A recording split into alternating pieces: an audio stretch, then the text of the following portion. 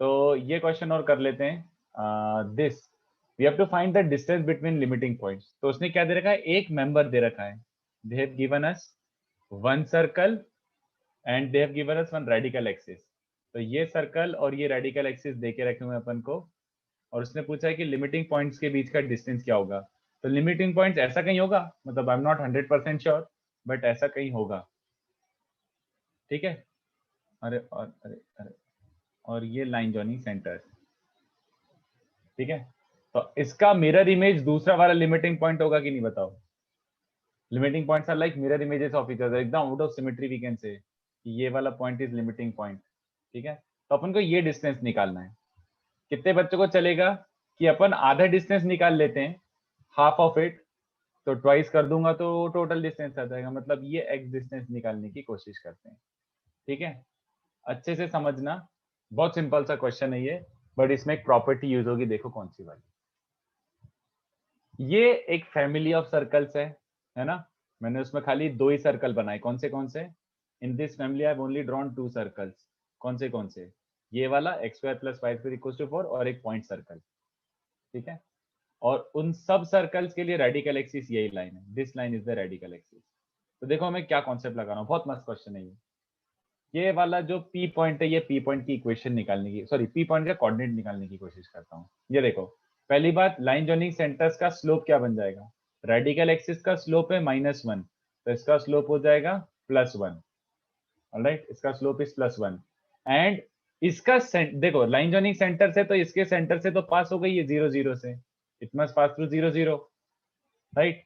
ये वाले पॉइंट से भी पास होगा, तो इसका इक्वेशन क्या बन जाएगा, y minus 0 upon x minus 0 equals to 1 और y equals to x।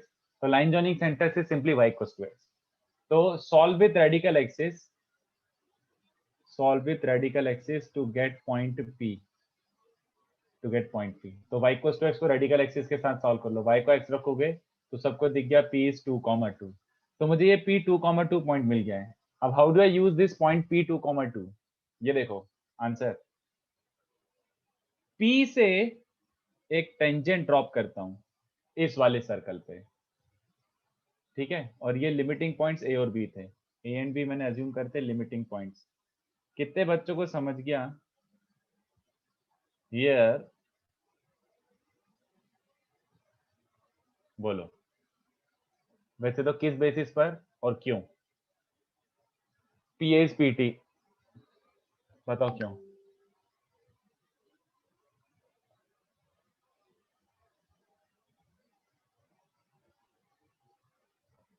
समय, ये तो क्वेश्चन था ना, पॉइंट सर्कल इसलिए बनाया, दिस लिमिटिंग पॉइंट जो था, उसने पूछा था ना इस फैमिली के लिमिटिंग पॉइंट्स के बीच का डिस्टेंस ढूंढना था, लिमिटिंग पॉइंट्स के बीच का डिस्टेंस। तो लिमिटिंग पॉइंट्स क्या होते हैं, those members of the family जिनका रेडियस 0 होता है। तो मैंने बोला यहाँ पे कहीं ऐसा located point circle of this family. तो why did I just write PT equals to P, कोई बताएगा बच्चों, एनीवन।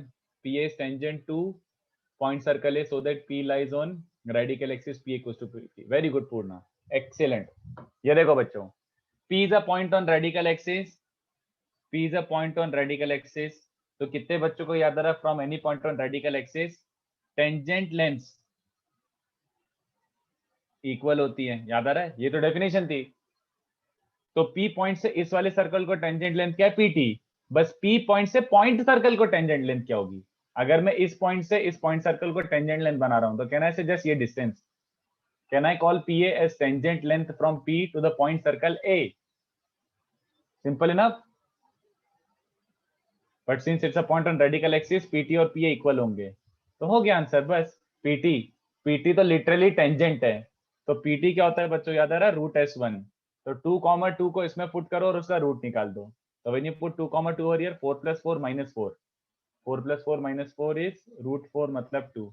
तो PT 2 है, तो AB डिस्टेंस क्या हो गया, 4। So this is the distance between उनका रेडिकल एक्सिस, उनके बीच से जाएगा नहीं यार, समय तूने शायद लास्ट लेक्चर अटेंड नहीं किया था। नॉन इंटरसेक्टिंग फैमिली का रेडिकल एक्सिस ऐसा जाता है, याद आ रहा है, ऐसा बीच में से ही जाता है। सही है ये, ठीक है। तो ये क्वेश्चन हो गया, और कुछ पेंडिंग था कि बस यही लास्ट क्वेश्चन था? This was last question. चलो एक क्वेश्चन और दे देता हूँ, ऐसे ट्राई कर लो करने के लिए, फिर अपन सर्कल्स को रैप कर देते हैं। पी इक्वल्स टू पीटी के बारे में। P equals to PT simple ये हो गया ना मेरे भाई, P is a point on radical axis. So from any point on radical axis, tangent drawn to the two circles are of equal length. ये तो डेफिनेशन होती है। एक सर्कल ये है और एक सर्कल ये है, तो रेडिकल एक्सिस बाहर होता है। रेडिकल एक्सिस पे कोई सा भी पॉइंट लो, वहां से tangent length to both the circles equal होता है, तो P इक्वल्स टू PT होगा। ठीक है, चलो एक और क्वेश्चन ऐसे ट्राई करके देखो। प्रूव दैट, एक ट्राई करके देखो फिर उसको कर देते हैं। हाँ सर ऊपर थोड़ा कर सकते, स्क्रीनशॉट लेना है। अच्छा एक सेकेंड, इसको सोचना थोड़ा सा। हाँ मैं यहाँ पे क्वेश्चन भी लिख देता हूँ। प्रूव दैट कॉमन टेंजेंट, कोई सी भी common tangent to any two circles of coaxial family subtends 90 degree at both limiting points. Prove that common tangent to any two circles of a coaxial family subtends 90 degree at both limiting points. ठीक है, सोच के बताओ 2 minute.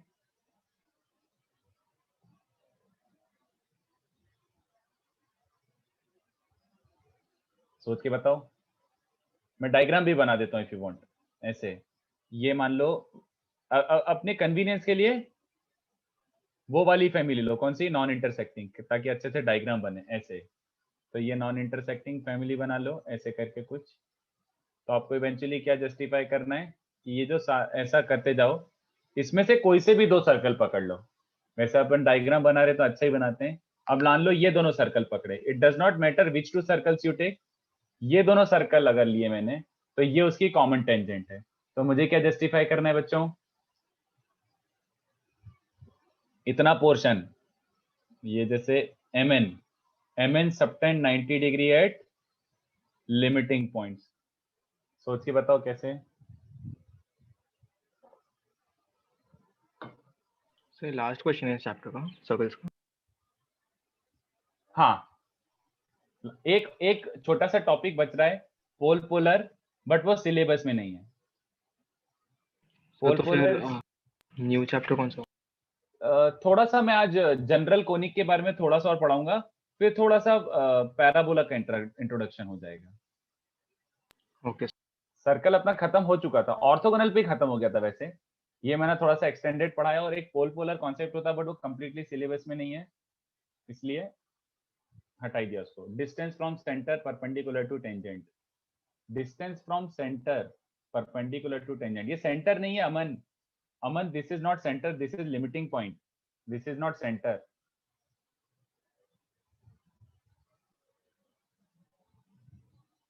Common tangent to any two circles subtends 90, मतलब मुझे 90 subtend कर रहा है, ये प्रूव करना है। कोई बताएगा सोच के कैसे प्रूव करेंगे? थोड़ा रेडिकल एक्सिस की प्रॉपर्टी यूज हो रही है और वो सब हो रहा है, और इसको सॉल्व नहीं करना है, you don't have to solve, just ऐसे ही यहीं पे विजुलाइज करना है। On what basis you can say this is 90?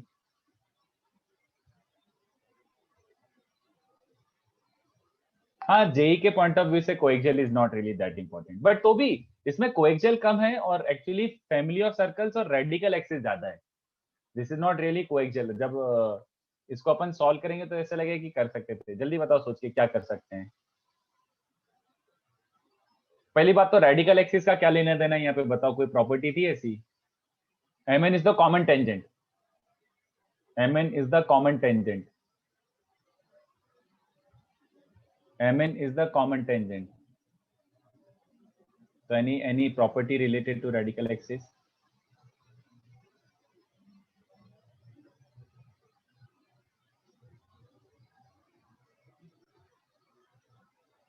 It bisects mn. Yes, very good पूर्णा। कितने बच्चों को याद आ रहा है कि radical axis bisects common tangent length? हाँ सर। है ना? हाँ गौरव, मैंने अभी तेरा मैसेज पढ़ा, यस करेक्ट। ये याद आ रहा है कि ये बाइसेक्ट होता था, mn this equals to this होता था, कॉमन टेंजेंट बाइसेक्ट होता है। क्योंकि simple again from any point on radical axis tangent length are equal, तो पी पॉइंट से ये टेंजेंट और ये टेंजेंट लेंथ इक्वल है एक तरीके से, तो एमपी और पीएन इक्वल लेंथ है। अब एक और याद करो, देखो ये मैंने बताया था, आप लोग भूल गए और थोड़ा थोड़ा, ये देखो टेकिंग पी एस सेंटर, ये याद करो 2-3 लेक्चर पुरानी बात ही है, taking P S centre and PM as radius, अपन एक सर्कल कंस्ट्रक्ट कर सकते हैं क्या, जल्दी बताओ। Yes, इसको sir. सेंटर और इसको रेडियस मान के सर्कल कंस्ट्रक्ट कर सकते हैं। ये रिजल्टिंग सर्कल क्या होता था, याद आ रहा है कुछ?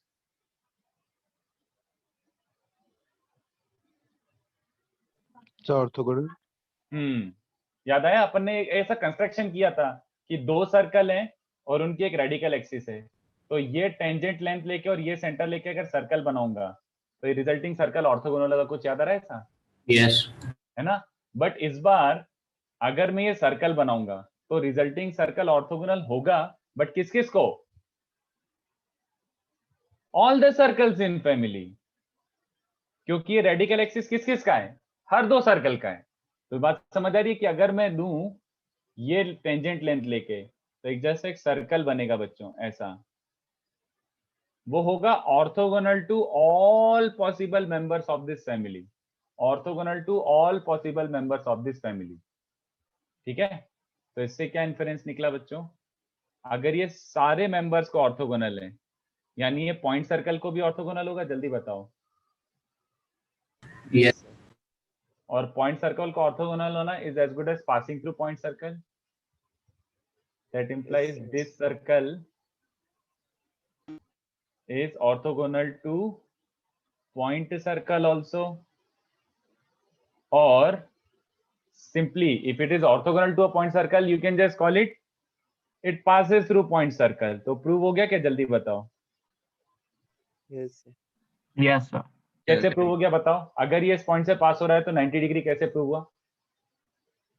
सर सेमी हो गया। हाँ, angle in a semi circle, तो दैट implies 90 डिग्री। क्यों? क्योंकि टेक्निकली अगर तुमने पी सेंटर और ये रेडियस लिया था तो एम एन डायमीटर है ना, तो technically M N is a diameter. Okay, तो circle with M N is diameter, तो यार सरकमफेरेंस पे डायमीटर कितना टेंड करता है? 90 डिग्री। हो गया प्रूफ, सिंपल। ठीक है, तो इसको भी कॉपी करना है तो कर लो, but now I can say कि अब कंप्लीटली रैप होके फेंक दो, अब हो गया अपना। ठीक है, इसका भी फोटो खींचना है तो खींच लो।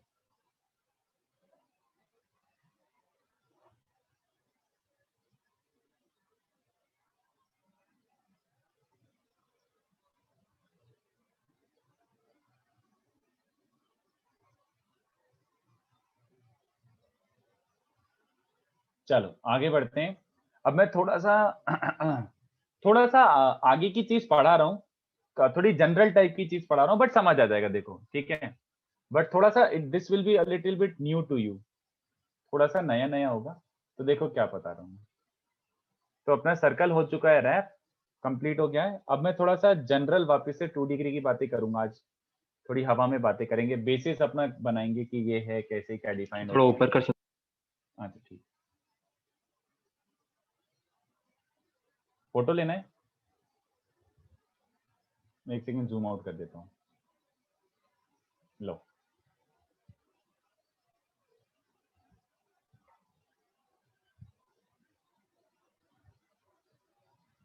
चलो। तो अब मैं थोड़ा सा ऐसे जनरल एक टॉपिक पढ़ा रहा हूँ जिसके बारे में आइडिया तो होना चाहिए, centre and diameter.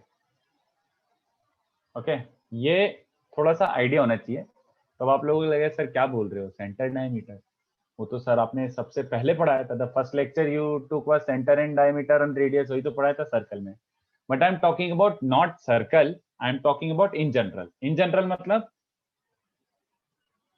For any curve.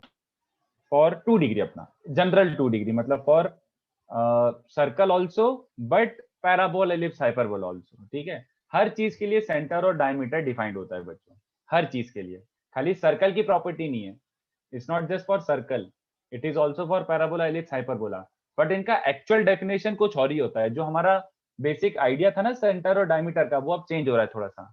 तो देखो सेंटर डायमीटर में सबसे पहले अपन को पढ़ना पड़ेगा डायमीटर, कि एक डायमीटर होता क्या है। ये डेफिनेशन सर्कल के लिए एप्लीकेबल है, okay, this definition is applicable to circle also, but this is the general definition of a diameter. What is a diameter? So diameter क्या होता है? अच्छा, सबसे पहले कोनिक दिया हुआ है, मान लो कोनिक क्यों लिख रहा हूं मैं, अभी एकदम से कंफ्यूजिंग हो जाएगा। एक कर्व दिया हुआ है ऐसे कोसिग्रो, दिस कुड बी एनीथिंग, मतलब ये पैराबोला भी हो सकता है, एलिप्स भी हो सकता है, इसलिए मैंने ऐसे ऐसे कर्व बना दिया कुछ, ठीक है। तो what is the diameter? Diameter is locus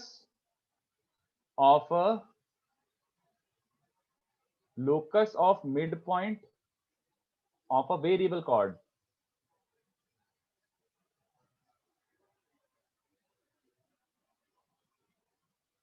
Whose slope is fixed.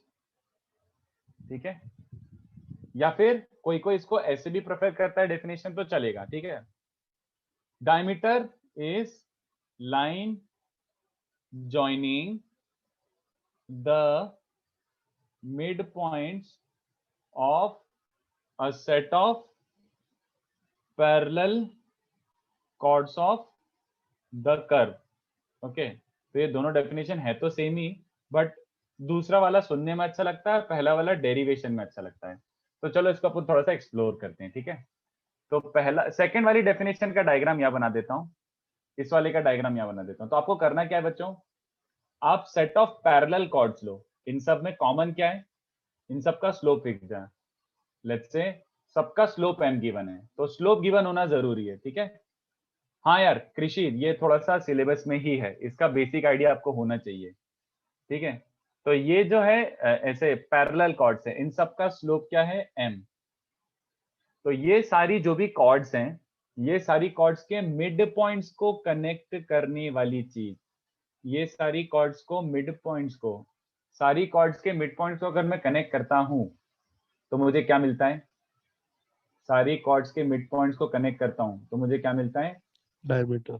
Diameter, ठीक है। और I prefer call it diameter bisecting, क्योंकि वो मिड पॉइंट से पास हो रहा है तो एक तरीके से बाइसेक्ट कर रहे हैं। तो diameter bisecting chords of slope m, मैं इसको कंप्लीटली ऐसे बोलता हूं, चलेगा क्या? Is this okay? ऐसे, यस सर। ये डेफिनेशन है एक्चुअली, ठीक है। और इस वाले का डायग्राम यहां बना देता हूं, क्योंकि अपन को एक्चुअली लोकस निकालना है बच्चों। ये तो मैंने बोल दिया कि ऐसा होता है, बट आपके मन में क्वेश्चन सबसे पहले क्या आना चाहिए, आपके मन में क्वेश्चन आना चाहिए कि सर, चलो सेकंड डेफिनेशन आपने दिखा दिया, थोड़ा थोड़ा लगा कि हाँ हो सकता है, सही है, बट अगर फर्स्ट डेफिनेशन देखी जाए तो फर्स्ट डेफिनेशन में क्या कहा गया है कि एक वेरिएबल कॉर्ड है, ये वेरिएबल कॉर्ड है, ठीक है, और इसका मिड पॉइंट का लोकस निकालना है। तो पहली बात, भले इसका स्लोप फिक्स दो, इसका स्लोप गिवन होगा ऑफ कोर्स, तो इसका स्लोप गिवन है m, स्लोप फिक्स्ड है, बट अगर मैं इसको मूव करूंगा तो ऐसा हो सकता है ना, जैसे देखो मैं ऐसे अगर मिड पॉइंट सच में देखूं, अगर इसको वेरी करोगे तो मिड पॉइंट ऐसा भी तो कुछ हो सकता है। कैन यू जस्ट इमेजिन कि अगर ऐसे मैं मूव कर रहा हूं तो किसने बोला भी स्ट्रेट लाइन बनेगी, क्यों? हो सकता है ना कुछ ऐसे टाइप का कर्व बन जाए। थोड़ा सा समझ आ रहा है? Yes sir. तो ये क्वेश्चन आपके मन में आना चाहिए कि ऐसा क्यों बोल रहे हो। वो इसलिए बोल रहे हैं क्योंकि वो जो भी आएगा अपन देख लेते हैं, वो स्ट्रेट लाइन आएगा, ठीक है, देखते हैं। चलो अब अपन यहाँ से स्टार्ट करते हैं। जो फर्स्ट डेफिनेशन है, it's the locus of a mid point of a variable called whose slope is given fixed m। तो मिड पॉइंट को x1 y1 में लेता हूँ। Let the curve, curve since मैं जनरल हवा में बातें कर रहा हूँ, तो लेट द कर्व भी एकदम जनरल 2 डिग्री ले लेता हूँ। This can represent anything, this can represent anything, okay. तो let the curve be this. अब ये कर्व का एक वेरिएबल कॉर्ड है जिसका स्लोप फिक्स्ड है, तो इसके मिड पॉइंट का लोकस निकाल के बताओ। तो चलो मैं एक काम करो, एक चीज, एक वर्ड याद दिलाता हूँ वापस से, mid point of a cord. कुछ याद आ रहा है इससे? Mid point of a cord, can anyone remember, like कुछ ऐसा यस सिखाया है? सर, क्या? Yes sir. सेंटर से लेके कॉर्ड सर बाइसेक्ट करेगा। परपेंडिकुलर। बिल्कुल भी नहीं, बिल्कुल भी नहीं, तुम सर्कल से बाहर नहीं निकले, सर्कल से बाहर नहीं, सर्कल की बात, मैं सर्कल बनाया ही नहीं हूं। मैंने बोल रहा हूं chord whose mid point is given. कुछ याद आ रहा है ऐसा? घंटी बजी। Chord whose mid point is given. Very good Sanidhya, सब भूल गए बच्चों। Chord whose mid point is given, नहीं T is गौरव, S1. हाँ, अरे अगर मिड पॉइंट है, since this is mid point, अगर कॉर्ड का मिड पॉइंट है देन उसकी इक्वेशन क्या हो जाती है, याद आया कुछ? Equation of a chord whose Yes, mid sir. Point is given, t equals to s1, t equals to s1। तो अरे अगर मिड पॉइंट m x1 y1 है तो कॉर्ड क्या बन गई, t इक्वल्स टू s1। अरे तो t तो बनाना आता है, मिड पॉइंट m है और s पता ही है, तो t क्या हो जाएगा बच्चों, x स्क्वायर की जगह xx1 और xy की जगह x1y प्लस xy1/2, तो वो 2 कैंसिल हो जाएगा, y स्क्वायर की जगह y1, x की जगह x प्लस x1/2, y की जगह y plus y1/2 plus c। और सुनो, s1 का मीनिंग क्या होगा, मतलब अभी s1 का मतलब पावर ऑफ अ पॉइंट मत बोलना, that was exclusively for circle. s1 का ओरिजिनल मीनिंग क्या होता था, put the point on the curve, put the point on the curve. तो s1 का मतलब हो जाएगा ax1 square 2hx1 y1 by1 square फलाना फलाना फलाना। तो मैं उसको फिलहाल ऐसे ही s1 लिख रहने देता हूँ, इतना बड़ा लिखने का मेरा कोई मूड नहीं है, ठीक है। तो ये क्या है बच्चों, this is the equation of chord. उसका कोई यूज ही नहीं है, तुम्हें समझ आ जाएगा 2 मिनट में क्यों यूज नहीं है, उसको s1 ही छोड़ दो। तो ये आया इक्वेशन ऑफ कॉर्ड। आगे क्या करूं, मुझे तो मिड पॉइंट का लोकस निकालना था, तो अभी लोकस तो आया नहीं, I did not get any relation in x1 and y1। तो मिड पॉइंट का लोकस निकालने के लिए क्या और यूज करना बाकी है बताओ? Slope. हाँ, अभी एक और कंडीशन यूज करना बाकी है, व्हाट इज दैट? अरे भाई, ये जो भी वेरिएबल कॉर्ड हो इसका स्लोप फिक्स्ड था बच्चों, स्लोप इज m, अभी तक हमने वो यूज नहीं किया है। तो स्लोप होता भी क्या है बच्चों, minus times coefficient of x, याद आ रहा है, upon Upon coefficient of coefficient y। of y. ठीक है, तो ध्यान से देखो, कितने बच्चों को समझ रहे हैं कि x और y खाली लेफ्ट साइड में, s1 में x और y होंगे क्या, x और y, s1 में s1 क्या हो जाता है, a x1 नहीं sir, स्क्वायर नहीं 2 होंगे. hx1 y1 b y1 square, उसमें x और y नहीं होगा, तो वो कोई कंट्रीब्यूशन नहीं है उसका x और y में, तो इसलिए मैंने उसको s1 ही लिखे रहने दिया था। अब दिख रहा है, कोई जरूरत नहीं थी उसको लिखने की, s1 ही लिख रहने दो, x और y के टर्म्स खाली लेफ्ट साइड में है। तो what is the coefficient of x, ये देखो ax1, यहाँ पे क्या बन रहा है x का, ये नहीं, ये वाला hy1, यहाँ पे क्या बन रहा है, नहीं, यहाँ पे क्या बन रहा है g, यहाँ पे नहीं नहीं नहीं, ये अपॉन कोफिशिएंट ऑफ y।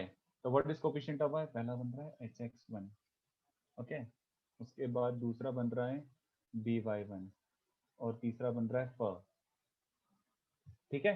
तो ये अपन ने कंडीशन यूज कर ली। नहीं यार, समय कैसी बातें कर रहा है, minus times coefficient of x upon coefficient of y होता है, ये होता है स्लोप, उल्टा मत बोल। किसी भी लाइन की इक्वेशन में ax plus B Y plus C equal to 0 में slope is minus a by B, भूल गया? चलो अब मुझे एक बात बताओ, आ गया क्या लोकस? लोकस कब बोल देते कि आ गया, जब x1 y1 में इक्वेशन बन जाए और कोई भी एक्सटर्नल वेरिएबल इन्वॉल्व ना हो। तो x1 y1 तो चाहिए, a h g h b f, वो तो कर्व के कोफिशिएंट है, वो तो गिवन ही होंगे, और m भी गिवन ही था अपेरेंटली, तो लोकस आ गया ना। तो इसको मैं थोड़ा सा ऐसे रीअरेंज कर लेता हूँ, ध्यान से देखो, थोड़ा सा सुंदर तरीके से क्रॉस मल्टीप्लाई करके ऐसे लिख देता हूँ, x1 को x और y1 को y रख दो, लोकस आ गया है। तो x1 y1 को हटा के x और y रख देते हैं ना अपन, जिसका लोकस रहता है। तो मैंने ये ऐसे फॉर्मेट में लिख दिया, ठीक है, this is your locus which is clearly a line, yes or no? Should we remember this as a formula? रुक तो जा, अभी मैं पूरा बताऊंगा तो थोड़ी देर बाद कनेक्शन भी फील होगा, अभी बस ये बताओ ये लाइन है कि नहीं है, लीनियर है? हाँ sir. Yes, Linear है? sir. तो इससे क्या कंक्लूजन निकला कि भैया ये जो वेरिएबल कॉर्ड के मिड पॉइंट का लोकस है वो एक लाइन ही आया है, जो मैंने ऊपर डायग्राम बनाया था। तो चलो थोड़ा सा समझा हम लोगों की, अच्छा ठीक है, बट अभी तक किसी को मजा नहीं आया कि यार ये डिराइव तो कर दिया बट फील नहीं आ रही थी लाइफ में। तो चलो अपन इसमें और पॉइंट्स ऐड करते हैं, अब इसको अपन अपने बेसिक लॉजिक से कनेक्ट करते हैं, कुछ सीखने की कोशिश करते हैं। अभी एक बच्चे ने बोला कि सर क्या हम याद रखें, वैसे ऐसे इतना कोई इंपॉर्टेंट है नहीं, बट देखो 1 सेकंड में याद हो जाएगा, और सुनते जाओ, ठीक है। इस चीज को ax hy g hx by f इस चीज को बहुत अच्छे तरीके से मैं याद करने का ट्रिक देता हूं। और देखो, तुम्हें फाइनली डेरिवेशन एरिवेशन छोड़ के ये याद रखना है, diameter bisecting chords of slope m, ठीक है, क्योंकि हमें हमेशा डायरेक्टली यही निकालना है, डायमीटर ही निकालना है। तो diameter bisecting chords of slope m, अगर तुमने कॉर्ड्स का स्लोप दे दिया कि किस कॉर्ड्स को स्लोप करने वाला, सॉरी, किस कॉर्ड्स को बाइसेक्ट करने वाला डायमीटर है, तो सीधे सीधे डायमीटर की इक्वेशन कैसे याद रखोगे, इस, ये देखो, इसको ऐसे याद रखो,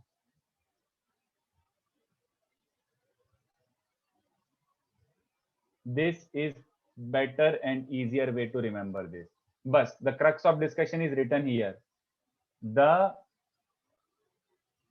equation of diameter which bisects chords of slope m is this. ये ध्यान से देखो, अपन ने कहीं पे पढ़ा है बच्चों, ये कहीं पे अपन ने ये टर्म देखा है? हाँ अपन सर, ने कहीं ये फिजिक्स। टर्म देखा था? नहीं, मैं फिजिक्स नहीं, अभी मैं मैथ्स की बात कर रहा हूँ। मैथ्स में कहीं ये टर्म दिखाया है The मैंने? equation of a tangent. नहीं, बिल्कुल भी नहीं, नहीं। Finding intersection point, very good Rudra. मैंने कभी तो ऐसे एक ट्रिक बताया था, और वो इतना इंपॉर्टेंट था भी नहीं, मतलब उस टाइम मैंने प्रूफ नहीं बताया था।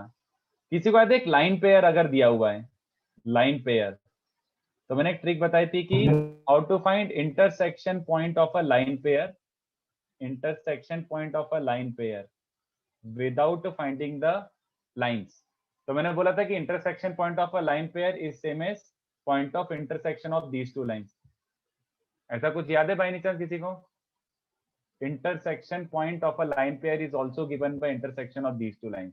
तो मैं थोड़ी देर बाद इस थ्योरी से कनेक्ट करता हूं उसको, बट सबसे पहले ये देखो, ये दिख रहा है do S by do X क्या होता था? Do S by do X का मतलब याद आ रहा है, एस को differentiate partially with respect to x.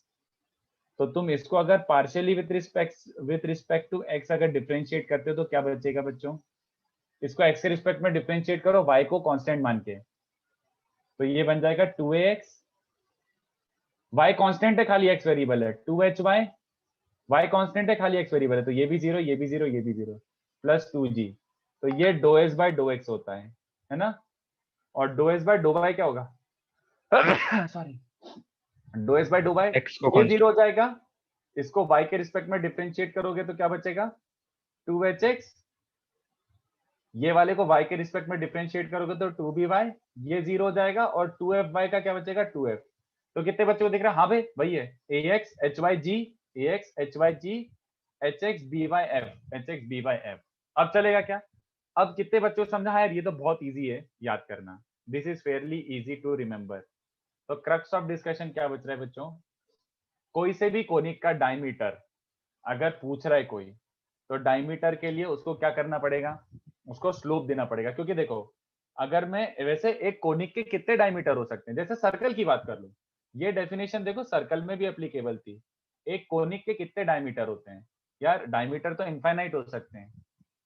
देखो, तुम ये डेफिनेशन अप्लाई करो, ऐसी सेट ऑफ पैरेलल कॉर्ड्स लो, तो इनको बाइसेक्ट करने वाला एक डायमीटर दिख रहा है, ऐसा कुछ जा रहा होगा। बट अगर तुम Yes, कॉर्ड्स का sir. स्लोप थोड़ा सा चेंज करते हो, कॉर्ड्स का स्लोप थोड़ा सा चेंज करते हो, तो एक नया डायमीटर मिल जाएगा, समझ रहे हो? तो the minute Yes, you sir. Change the slopes of chord, the minute you change slope, तुम्हारा डायमीटर चेंज हो जाएगा। तो एक्चुअली इनफाइनाइट डायमीटर पॉसिबल है, तुम्हें खाली क्या करना है? कॉर्ड का स्लोप चेंज करना है। तो अगर तुमने कॉर्ड्स का स्लोप दे दिया तो तुम्हें डायमीटर भी मिल गया। कैसे? Do S by do X plus M times do S by do Y. ठीक है, इज दिस ओके? यहां तक का चलेगा? तो this is how you find diameter. तो मैं एक काम करता हूँ, थोड़ा सा इसको कॉपी करने का टाइम देता हूँ। अभी अपन ने सीखा है डायमीटर, अब मैं तुम्हें सिखाता हूँ सेंटर। ठीक है, सीखो इसको। समय अपना सर्कल्स खत्म हो चुका है। ये मैं अब थोड़ा सा जनरल बेसिक लेआउट बता रहा हूँ, मैं बेसिक लेआउट बता रहा हूँ कि यार क्या क्या और पता होना चाहिए अपन को।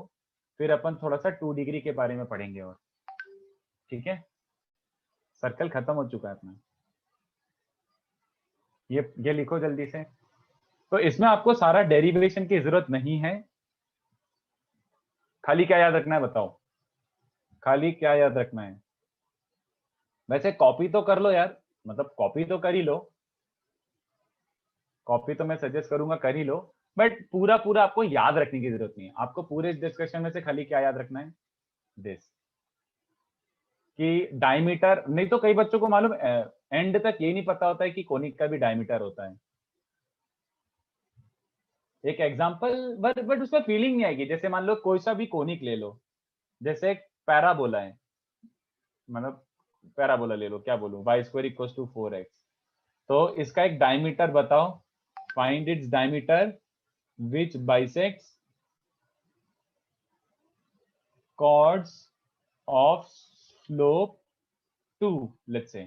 So find the equation of diameter which bisects chords of slope 2, ऐसा करके कुछ, ठीक है।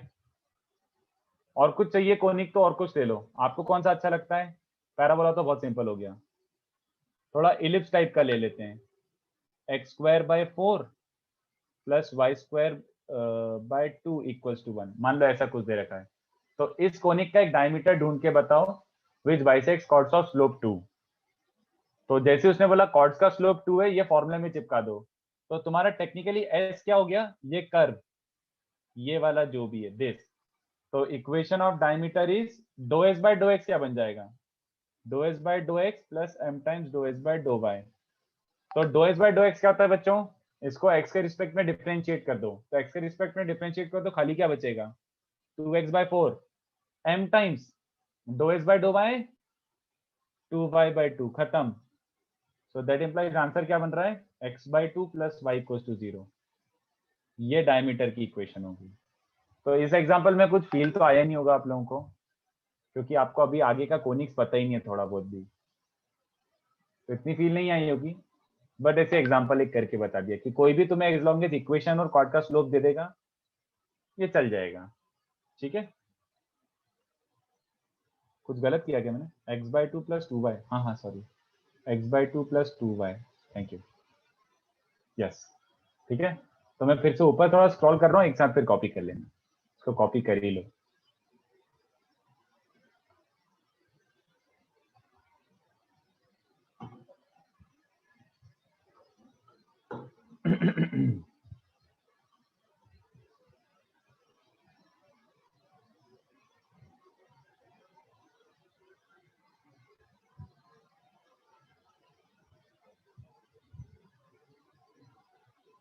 और मुझे डायमीटर करना जरूरी है, क्योंकि डायमीटर बताऊंगा तभी मैं सेंटर बता पाऊंगा। कई लोग डायमीटर की डेफिनेशन सेंटर के नाम पे रखते हैं, first comes diameter then come centre. तो तुम्हें थोड़ा सा वियर्ड लग रहा होगा, क्योंकि अभी तक तुमने सर्कल में कुछ और पढ़ा है और तुम्हें ऐसा लग रहा हो कि अरे यार अब ये कैसे, बट करेक्ट डेफिनेशन भी जानना जरूरी है, ठीक है।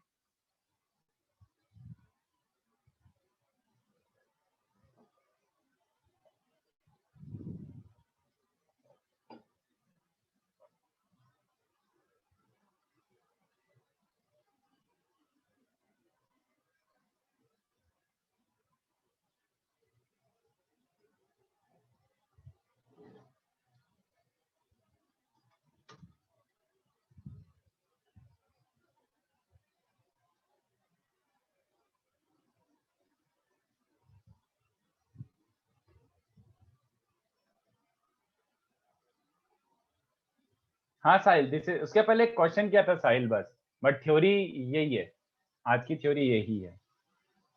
तो what is centre and diameter for any 2 degree, not just circle, her conic का सेंटर डायमीटर होता है। तो मैं उसकी बेसिक ऐसी डेफिनेशन टाइप बता रहा था, ठीक है। थोड़ा सा नीचे स्क्रॉल कर रहा हूँ, ज्यादा स्क्रॉल हो, ठीक है।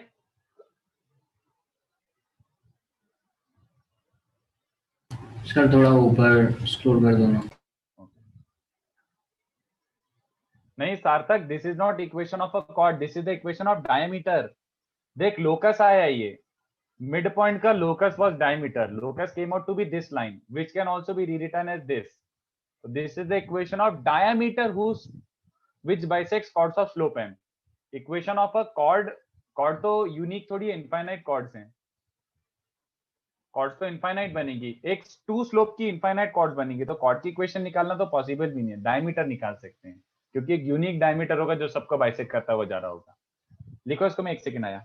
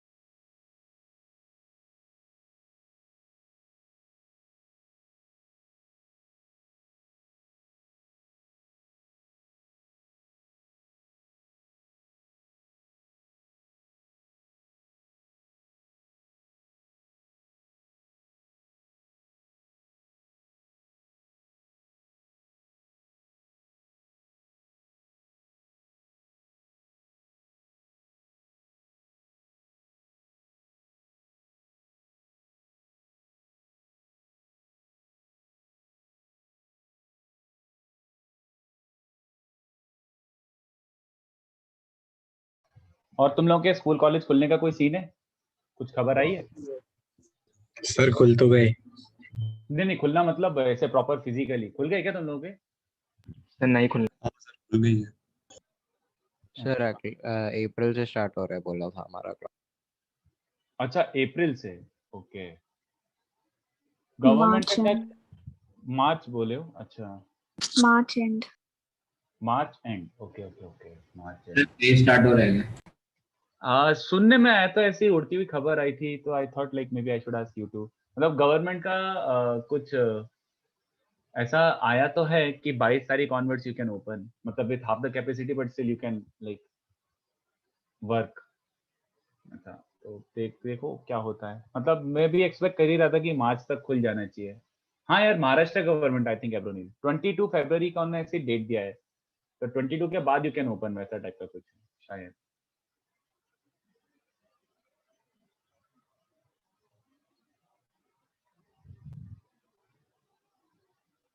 हो गया यार, अभी 1 साल निकल गया पूरा यार।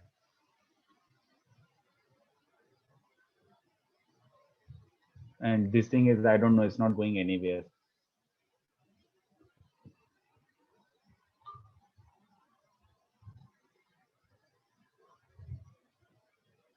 चलो कॉपी करके हो गया।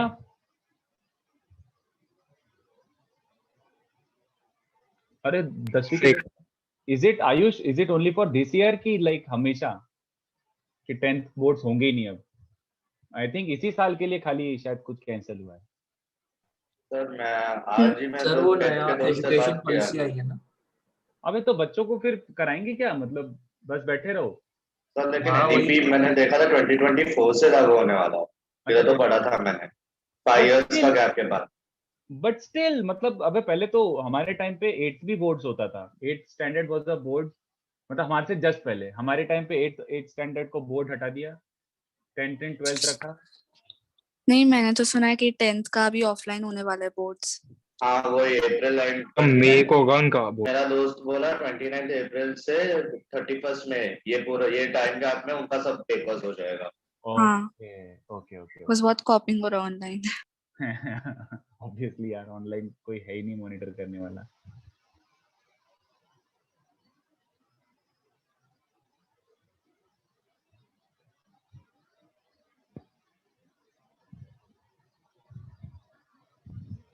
चलो तो ये हो गया कॉपी, तो आगे बढ़ते हैं। तो अब जैसे कि डायमीटर थोड़ा थोड़ा हम लोग को आइडिया लग गया, अब सेंटर भी समझाता हूँ मैं, ठीक है? सेंटर समझना बड़ा सिंपल सा है।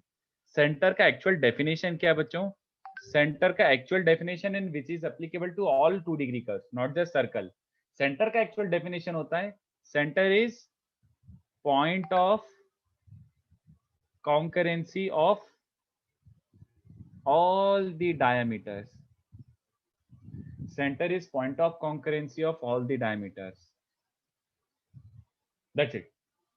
सारे डायमीटर्स एक पॉइंट पे कॉन्करेंट होते हैं और वो पॉइंट ऑफ कॉन्करेंसी को क्या बोलते हैं बच्चों? Centre. Which is pretty obvious कि यार सर्कल में तो होता ही है, बट मैं बोल रहा हूँ किसी भी कोने को पकड़ लो, point of concurrency of all the diameters is centre. ठीक है, ये हो गई डेफिनेशन। बट सर्कल तो पढ़ नहीं रहे अपन, पढ़ रहे हैं ऐसे जनरल 2 डिग्री के लिए। तो जनरल 2 डिग्री के लिए अबे किसने बोला बे कि सारे डायमीटर कॉन्करेंट होंगे? प्रूव करके बताओ। तो अब तो तुम मेरी बात समझ रहे हो? सर्कल में तो हमें पता था, इतनी परफेक्ट ज्योमेट्री थी कि हाँ ये तो बचपन से पढ़ते आ रहे हैं, तो किसी ने क्वेश्चन रेज भी नहीं करा। बट अब ऐसे आपके मन में क्वेश्चन आ रहा होगा कि यार ये ठीक है, बट किसने बोला कि सारे के सारे डायमीटर्स कॉन्करेंट होंगे? आपने अभी एक ही चीज सिखाई है कि डायमीटर कैसे निकालते हैं। अब आप ये कैसे बोलोगे कि भाई सारे के सारे डायमीटर्स कॉन्करेंट होते हैं? हो सकता है एक डायमीटर ऐसा जा रहा है, दूसरा ऐसा जा रहा है और तीसरा यहाँ से निकल जाए, फोर्थ वहां से निकल जाए। किसने बोला? मतलब क्या बेसिस है आपका? चलो देखते हैं। On what basis did I just claim कि all the diameters will be concurrent? ये देखो जरा, इसको ऑब्जर्व करो, ठीक है? प्रूफ देखो, एनी डायमीटर, कोई सा भी जो डायमीटर है वो eventually is written in what form? Eventually किस फॉर्मेट में आ जाएगा? तुमको खाली क्या चेंज करना है? कॉर्ड्स का स्लोप चेंज करना है, तो तुम्हारा नया डायमीटर मिल जाएगा। तो you keep on changing value of M, you keep on getting different different diameters. तो घुमा फिरा के सारे डायमीटर इसी फॉर्मेट में है। ये कुछ देखा देखा लग रहा है क्या? बताओ, कहीं ये ऐसा देखा देखा लग रहा है? Prove that all the diameters are concurrent, या फिर prove that all the diameters pass through a fixed point. इससे कुछ याद आ रहा है बच्चों? कुछ भी? कुछ भी? Family of line. Very good, very good, very good. और थोड़ा सा एलिबरेट करना चाहोगे further? Can you just elaborate की क्या एग्जैक्टली कैसे? How is that applicable here? Yes Ayush, correct, but how is that, मतलब कैसे? तुम्हें देख के क्या फील आ रहा है?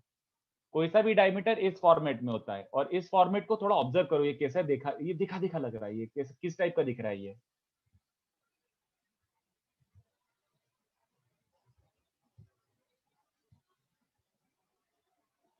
passes through intersection of, हाँ वेरी गुड पूर्णा, very good, excellent.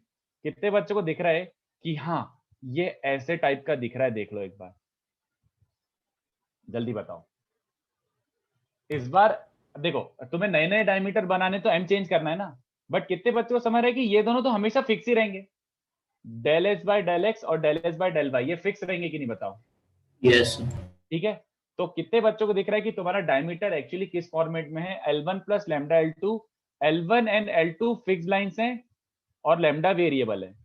Lambda variable, सही ये बात है, क्योंकि स्लोप चेंज करते जाओ नए नए डायमीटर मिलते जाएंगे, बट कितना भी चेंज करो, अगर कोई सी भी लाइन इस फॉर्मेट में है तो इससे क्या कंक्लूजन निकलता था बच्चों? If any line can be written in this format, that implies this passes through, क्या होता था? A fixed point. कौन सा फिक्स पॉइंट?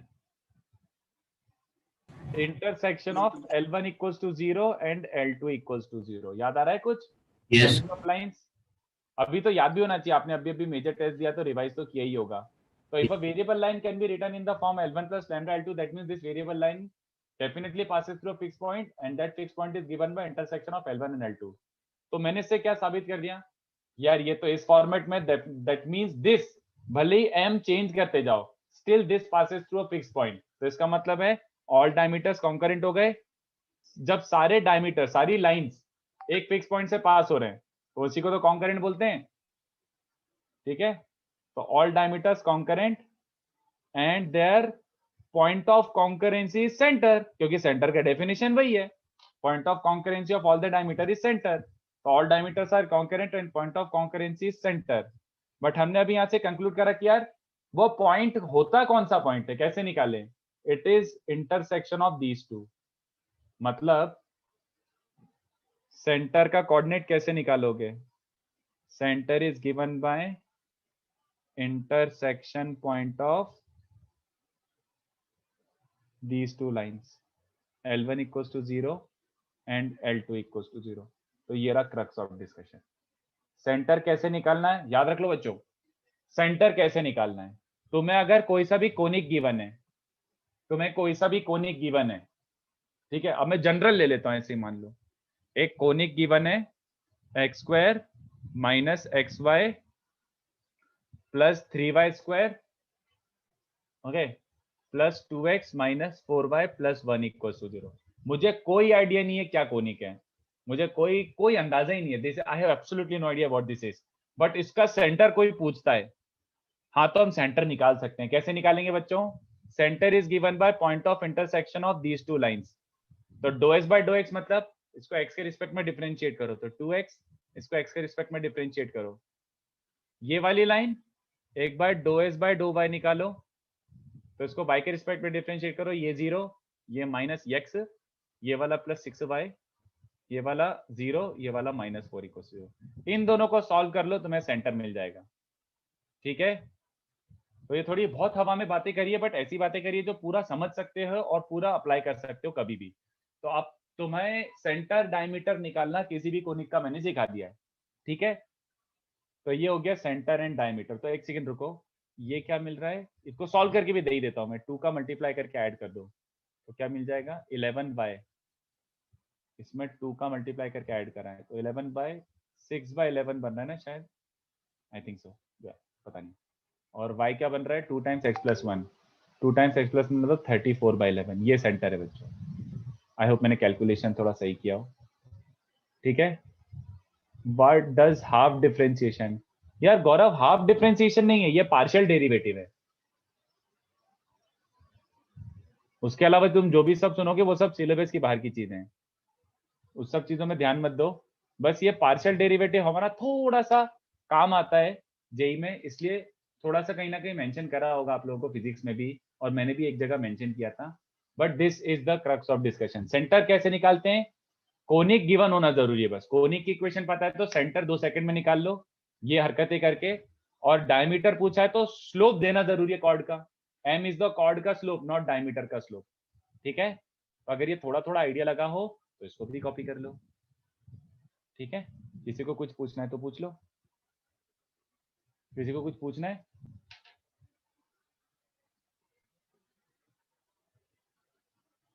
चलो अच्छा, वैसे अब तुम लोग को ये याद नहीं है तो मजा नहीं आएगा, बट एक बार याद दिलाता हूं, उसके बाद कॉपी कर लेना।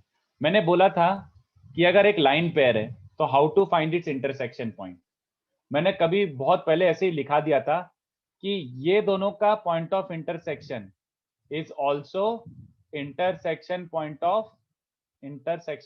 ऑफ ओरिजिनल लाइन पेयर, ऐसा मैंने बताया था कभी तो।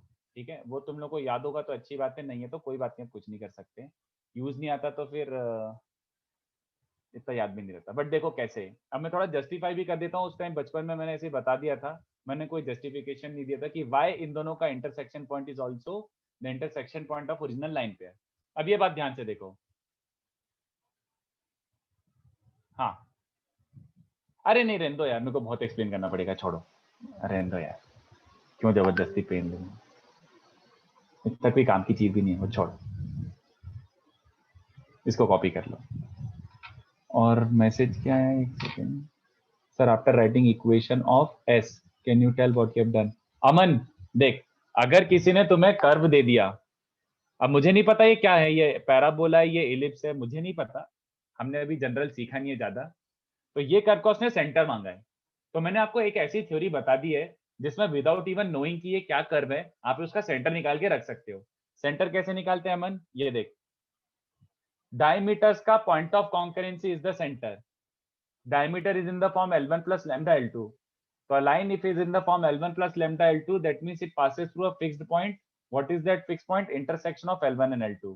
तो ये जो diameter हैं सारे के सारे एक point पे meet कर रहे हैं। Which point? Intersection of L1 and L2. ये दोनों का intersection point. तो मैंने ये बताया कि सेंटर अगर निकालना है किसी भी कोनिक का तो ये दोनों लाइंस निकालो और इनको सॉल्व कर दो। तो मैंने ये दोनों लाइंस निकाली, इनको सॉल्व कर दिया, ये तुम्हारे कोनिक का सेंटर है विदाउट इवन नोइंग कि वो क्या कोनिक है।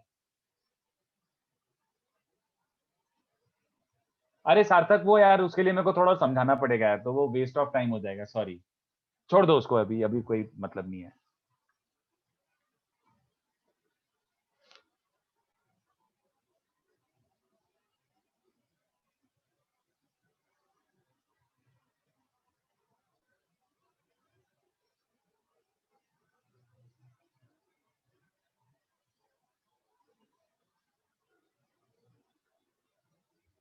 इतना कॉपी कर लो, ये काफी है।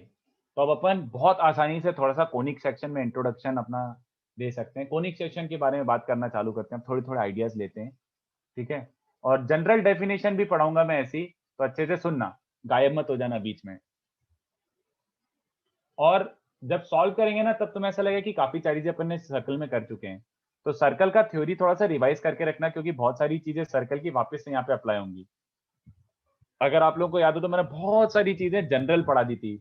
Tangent t equals to 0, chord of contact t equals to 0, equation of a chord whose midpoint is given t equals to h1, ऐसी सब चीजें मैंने पहले ही पढ़ा दी थी। तो वो सब वापस इसमें आएगा यूज एक एक करके, तो आपको याद तो पहले से ही है। तो हाँ, officially Sumit, yes we are starting with conic section. Yes, after copying this अब मैं कोनिक सेक्शन पढ़ा सकता हूँ आसानी से।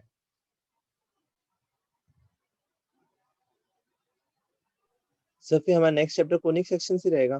कोनिक सेक्शन मतलब पैराबोला, मतलब these three, all three combined are called conic section.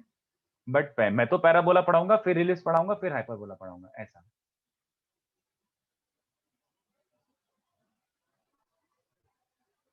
ठीक है,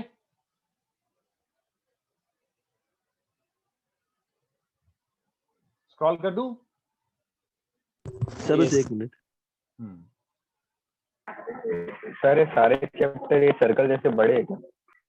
नहीं, अब एक एक करके थोड़ा थोड़ा लेंथ कम होता जाएगा। जैसे सबसे बड़ा था स्ट्रेट लाइन, सबसे जहरीला टॉपिक स्ट्रेट लाइन था, देन सर्कल उससे तो छोटा था, देन पैराबोला उससे छोटा है, देन इलिप्स उससे भी छोटा है, देन हाइपरबोला 4 लेक्चर। इलिप्स में पैराबोला में मुझे करीब करीब लग जाएंगे 9 लेक्चर, और इलिप्स में करीब करीब लग जाएंगे 7 लेक्चर, और पैराबोला 4 हाइपरबोला 4 लेक्चर। खत्म, कोऑर्डिनेट ज्योमेट्री रैप करके खत्म कर देंगे। तो टोटल मिला के तो बड़ा चैप्टर। हाँ यार, बट 3 टॉपिक है ना, वो एक चैप्टर नहीं है, 3 टॉपिक हैं।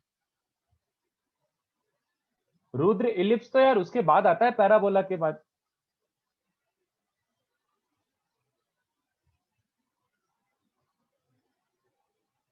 सर तो जेई में 11th का सिलेबस 12th का ऐसा अलग होता है कि सब सेम होता है?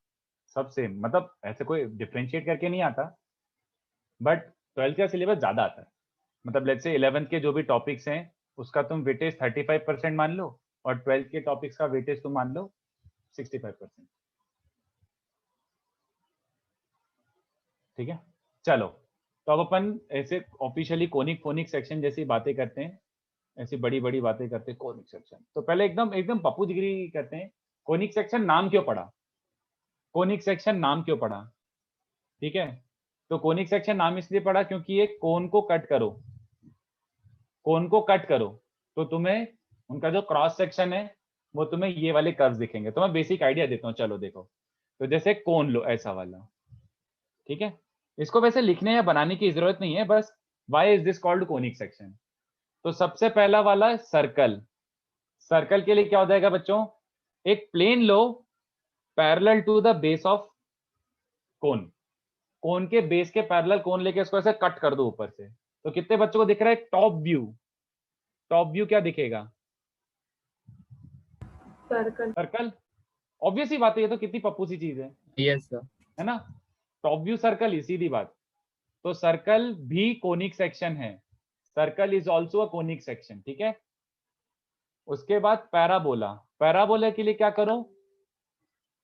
स्लैंट हाइट के पैरेलल, स्लैंट हाइट के पैरेलल। ये तुम्हें थोड़ा सा विजुलाइज करना पड़ेगा, मैं अब ये ऐसे डायग्राम बना के दिखा नहीं सकता, विजुलाइज करो।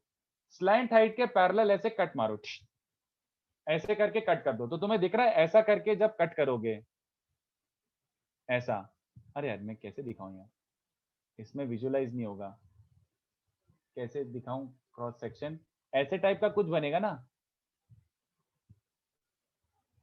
अरे यार कहाँ गया? सर ऐसे टाइप मैंने का व्हाट्सएप पे इमेजिन हो रहा है, ऐसे टाइप का, ऐसे टाइप का इमेजिन हो रहा है कि इसके स्लैंट हाइट के पैरेलल ऐसे एक मैंने प्लेन लेके कट कर दिया इतना पोर्शन। तो कैन यू इमेजिन कि वो जो कोन होगा उसका ऐसा दिख रहा होगा कुछ यहाँ पे? जल्दी बताओ, क्रॉस सेक्शन थोड़ी सी टोपी काट दी उसकी, तो ऐसा दिख रहा होगा, जल्दी बताओ। तो ये जो शेप होता है ना, ये शेप होता है पैराबोला, ये जो शेप होता है ये प्रॉपर सर्कल होता है। ठीक है, उसके बाद इलिप्स देखो कैसे बनाते हैं। इलिप्स का भी थोड़ा सा आइडिया दे देता हूँ, विजुअलाइज करना पड़ेगा तुम लोग को, मैं बना के नहीं दिखा पा रहा, इतना अच्छा मेरा ड्राइंग नहीं है। इलिप्स कब बनता है? When you take a plane neither parallel to base nor perpendicular to base, मतलब इंक्लाइंड टू द बेस। ये जो बेस है ना इसका, इसके इंक्लाइंड एक प्लेन लो, तो ऐसे टाइप का, ज्यादा हो गया, हाँ, ऐसे टाइप का एक प्लेन लेके ऐसे कट कर दो। तो तुम्हें विजुअलाइज हो रहा है कि ऐसे कट करोगे तो थोड़ा सा ऐसे टाइप का शेप दिखेगा। यस। हाँ, ये एलिप्टिकल शेप होता है। विजुअलाइज कर पा रहे हो कि कौन का ऐसे ऐसे स्लैंट पे कट कराए हैं Yes. थोड़ा सा, तो Yes, उसका sir. थोड़ा सा सर्कल नहीं दिखेगा, वो थोड़ा अलग टाइप का शेप होगा, ओवल शेप। ठीक है, सर उसके तो कोई बाद एंगल नहीं है एक्सिस? मतलब any angle as long as it is not parallel to the base और परपेंडिकुलर, मतलब इन दोनों के बीच में, इन दोनों के बीच वाला प्लेन लूंगा तो इलिप्स रहेगा, अलग अलग शेप का बट इलिप्स रहेगा सब। ठीक है, उसके बाद अब थोड़ा सा ऐसा वाला कोन लो, हाइपरबोला के लिए ऐसा वाला कोन लो। ठीक है, हाइपरबोला के लिए तुम्हें ऐसा वाला कोन लो, 2 साइडेड डमरू जैसा, ऑलराइट, ऐसा कुछ। और इसको तुम ऐसे वर्टिकल प्लेन से कट करो, वर्टिकल प्लेन ऐसा, ऐसा। तो तुम्हें थोड़ा सा विजुअलाइज हो रहा है बच्चों? अगर वर्टिकली कट करूंगा तो क्रॉस सेक्शन ऐसा कुछ दिखेगा, जल्दी बताओ। यस। ऐसा, तो दो ऐसे 2 ब्रांच होती है हाइपरबोला की, तो ऐसे टाइप का दिख जाएगा। ठीक है, ऐसा वर्टिकल प्लेन लेके कट कर दो। तो बस बेसिक आइडिया दे रहा हूँ बच्चों, कोई जीवन में पूछने नहीं वाला आपको ये, ठीक है, कोई नहीं पूछने वाला, बट ऐसे आइडियाज दे रहा हूँ। अच्छा, ग्रुप पे किसी ने कुछ भेजा है, देख लेते हैं अपन भी। हाँ सुपर, ये बढ़िया ड्राइंग है, ठीक है। और फिफ्थ वाला, उस दुष्ट ने फिफ्थ वाला नहीं लिखा, ये देखो, एक्चुअली में सर्कल भी और पेयर ऑफ लाइंस भी, ये भी कोनिक सेक्शन का पार्ट है, पता है। आप इसको भी कोनिक सेक्शन का पार्ट बोलते हैं। देखना कैसे, ये देखो, तुम एक प्लेन लो, कैसा प्लेन, अब ये प्लेन मैं बना नहीं रहा, अब मैं कैसे बनाऊं, मतलब ये प्लेन लो जो ऐसे कट कर रहा है, समझ आया किसी को? ये पॉइंट से, इस सेंटर से, ये पॉइंट से सेंटर से वर्टिकली कट कर रहा है, बीच में से एकदम डिवाइड करता हुआ। तो जब तुम इसको बीच में से पूरा कट करोगे तो क्रॉस सेक्शन सोचो, हाँ या ना? Yes sir. सर नहीं समझा। अरे सर, बीच में से काट, वर्टिकली बीच में से काट, इस पॉइंट से पास होता वो वर्टिकली, तो बीच में से काटेगा तो डमरू आधा हो जाएगा ना, है ना? तो आधा हो जाएगा तो क्रॉस सेक्शन क्या दिखेगा, राइट? आधा कट करने के बाद सामने से देखा तो क्रॉस सेक्शन ये दिखेगा, पेयर ऑफ लाइंस। तो एक्चुअली कोनिक सेक्शन में, कोनिक सेक्शन में कौन कौन आता है? पांचों आते हैं, लाइन पेयर भी, सर्कल भी, पैराबोला, इलिप्स और हाइपरबोला भी। बट अपन पेयर ऑफ लाइंस और सर्कल को इतनी इज्जत नहीं देते हैं। We don't actually like prefer calling them as a like conic section, ऐसे हम कोनिक सेक्शन में काउंट करते ही नहीं है, बट वो हैं। मैं तुम्हें थोड़ी देर बाद और समझाता हूँ कि एग्जैक्टली ऐसा क्या चल रहा है, क्यों हो रहा है, बट सुनते जाओ भी, ठीक है। इसको डायग्राम को बनाने की समझ गए, ये लिखने की जरूरत नहीं है। Nobody has to copy anything और write anything out of this, ठीक है, ठीक है। कोई भी डायग्राम कॉपी नहीं करना। अरे वैसे वो ग्रुप पे भेज देना। तो अरे ये तो मैंने ऐसे अंडरस्टैंडिंग के लिए बोला कि क्यों बोलते हैं कोनिक सेक्शन, ये जान के हमने कुछ नहीं उखाड़ा, सीधी बात, कुछ नहीं सीखा इस जान के। अब मैं कोनिक सेक्शन की एक डेफिनेशन भी देता हूँ, ये देखो डेफिनेशन। और ये डेफिनेशन किस चीज की है बच्चों? कोनिक सेक्शन की, मतलब सबकी, हर कर्व को एक एक डेफिनेशन में कंबाइन कर लेते हैं, हर कर्व को, ठीक है। डेफिनेशन ऑफ कोनिक सेक्शन, तो इसमें तुम्हारा पैराबोला भी आ जाएगा, इसमें तुम्हारा एलिप्स भी आ जाएगा, हाइपरबोला भी आ जाएगा, और ये दोनों सड़े वाले सर्कल और पेयर ऑफ लाइंस भी आ जाएंगे। देखते जाओ बस, अभी सुनते जाओ। डेफिनेशन क्या होती है कोनिक सेक्शन की? देखो, एक सिंगल डेफिनेशन में पांचों कर्व आ जाते हैं। तो डेफिनेशन क्या होती है? Conic section is locus of a point, and I suggest ये रट लेना, ठीक है। Locus of a point which moves such that ratio of it's distances from a fixed point। ये फिक्स्ड पॉइंट का नाम भी होता है बच्चों, इस फिक्स्ड पॉइंट को बोलते हैं फोकस टू फिक्स्ड लाइन। ये फिक्स्ड लाइन का नाम भी होता है बच्चों, इस फिक्स्ड लाइन को डायरेक्ट्रिक्स भी बोलते हैं, ऐसे, ठीक है। इस फिक्स्ड लाइन को डायरेक्ट्रिक्स भी बोलते हैं। तो थोड़े नए नोटेशन आए, बट प्लीज याद रखो, फोकस एंड डायरेक्ट्रिक्स अच्छे से लिख देता हूं। तो थोड़ा नया नया सीख रहे हैं तो अच्छे से ध्यान देते जाना, नई टर्मिनोलॉजी है। Locus of a point which moves such that ratio of its distances from a fixed point to a fixed line is constant. ये जो रेशियो है ना, ये कांस्टेंट है, और ये कांस्टेंट का भी बहुत बहुत बहुत इंपॉर्टेंस है लाइफ में।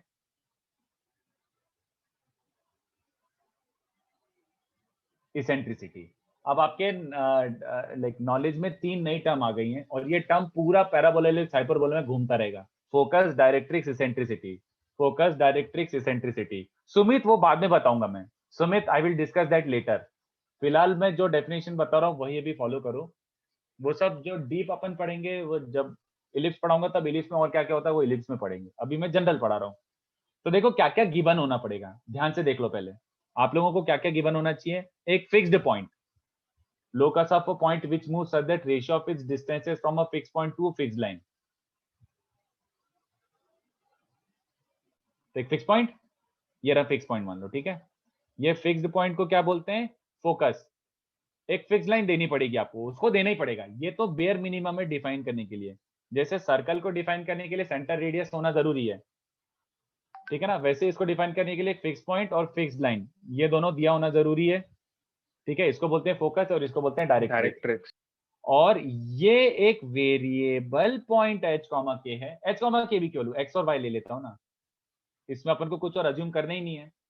तो देखो ये फिक्स पॉइंट s मान लेता हूं, तो ये मूव कैसा कर रहा है, सच दैट इसका डिस्टेंस फ्रॉम फोकस और इसी पॉइंट का डिस्टेंस फ्रॉम लाइन, अब लाइन से डिस्टेंस तो बाय डिफॉल्ट परपेंडिकुलर डिस्टेंस होता है, तो लेट्स कॉल दिस m। तो ये डिस्टेंस अपॉन ये डिस्टेंस, इसको जोर से रट लेना, बहुत जोरों से, ये हमेशा कांस्टेंट है, और ये कांस्टेंट को अपन एक ऐसे नोटेशन देते हैं e। इस e का नाम क्या होता है, एसेंट्रिसिटी। तो अगर मैंने ऐसे डिसाइड किया, एक पॉइंट दिया, एक लाइन दी, और मैंने बोल दिया कि भैया दिस अपॉन दिस हमेशा 2 होना चाहिए, तो मैं क्या बोलना चाह रहा हूं कि ऐसे सारे पॉइंट्स, जैसे दिस अपॉन दिस 2 है, तो ये एक पॉइंट है, एक यहाँ पे थोड़ा सा और पीछे पॉइंट है such that this upon this 2 है, और पीछे एक पॉइंट लिया दिस अपॉन दिस 2 है, तो ऐसे रे सारे पॉइंट अगर मैं कनेक्ट करूंगा तो मुझे क्या मिल जाएगा बच्चों, एक कोनिक। क्या बच्चों को थोड़ा थोड़ा बेस लाइन आइडिया लगा क्या? Yes sir. बेस लाइन ऐसे आइडिया लगे कि ऐसे सारे point such that PS upon PM हमेशा एक फिक्स्ड कांस्टेंट हो, तो तुम्हें कोनिक मिल जाएगा। Is this okay? तो इक्वेशन का मैं ऐसे बेसिक आइडिया दे देता हूं कि अगर आपको इक्वेशन निकालनी है तो क्या क्या होना चाहिए। लेट द फिक्स लाइन और directrix be of this form, ऐसी कुछ इक्वेशन होगी ax plus B Y plus C. Let focus, वो दिया होगा उसने, तो अगर फोकस ऐसा है, और लेट इसेंट्रिसिटी, तो अगर ये तीनों चीज मिल गई तो अपन को कोनिक ही मिल गया, आगे सोचना ही नहीं है। लेट इसेंट्रिसिटी भी ई, तो अपन को इक्वेशन क्या आ जाएगी, p का डिस्टेंस फ्रॉम फोकस, तो x, y का distance from focus is E square, मतलब क्रॉस मल्टीप्लाई करके स्क्वायर लिख रहा हूं, तो डिस्टेंस फ्रॉम फोकस और डिस्टेंस फ्रॉम डायरेक्ट्रिक्स, तो इस लाइन से परपेंडिकुलर डिस्टेंस क्या होता है,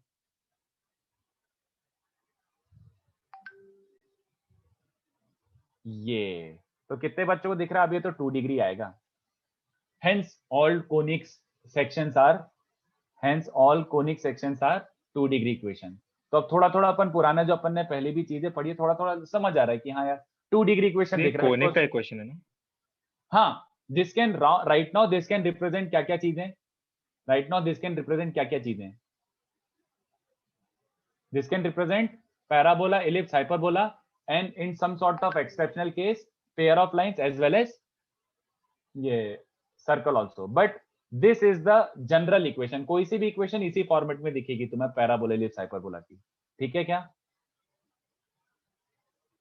आयुष? एग्जैक्टली बट अभी रुक जा आयुष, अभी रुक जा, मैं उस पर आने वाला हूँ, बट अभी फिलहाल basic definition of conic section ये है। इसमें किसी को डाउट हो तो पूछो, बट अदरवाइज कॉपी करो। सर ये आपको इक्वेशन कैसे आया है? सिंपल, ये यूज करा ना, ये वाला लोकस किससे निकालेगा, इससे, तो इसको मैं ऐसे यूज करता हूं। इक्वेशन क्या हो गया, पी पॉइंट का लोकस निकालना है सच दैट ये रेशियो होना चाहिए, तो P A square is E square P M square, तो पी एक्स कॉमा वाई है, पी ए स्क्वायर मतलब पी का फोकस से डिस्टेंस, तो ये हो गया, ये वाला दिख रहा है ई स्क्वायर, और पी एम स्क्वायर मतलब परपेंडिकुलर डिस्टेंस का स्क्वायर, तो परपेंडिकुलर डिस्टेंस का स्क्वायर। अब ठीक है, ओके सर, समझा। चलो तो इसको कॉपी करो। समय, this is the equation of your conic, this is the equation of your conic, जो भी कर्व है उसकी इक्वेशन है ये। Every conic is defined in this way. तो अभी रुक जाओ, थोड़ा सा और क्लियर करूंगा मैं, अभी I am not done explaining, but I am telling you कि this is the basic general most definition of a conic section. This still can represent many things, this still can represent many things, many things.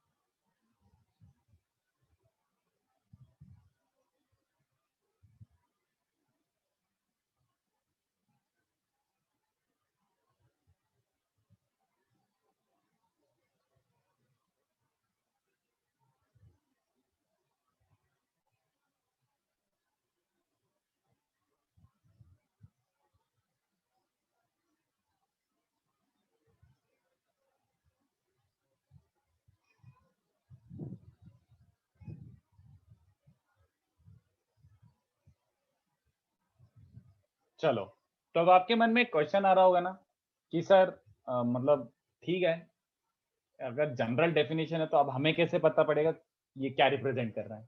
अब आपने बोला this can represent anything, तो मुझे कैसे पता पड़ेगा कि ये क्या रिप्रेजेंट कर रहा है?